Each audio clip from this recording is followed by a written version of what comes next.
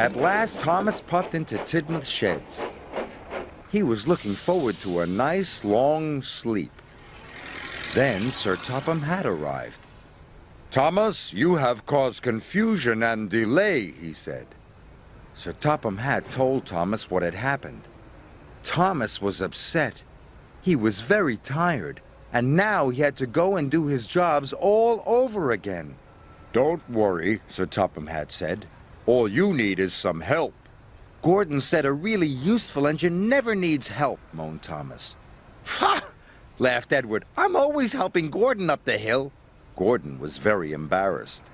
"Percy and Edward, you ought to help Thomas," Sir Topham had said. So Thomas puffed away with his friends.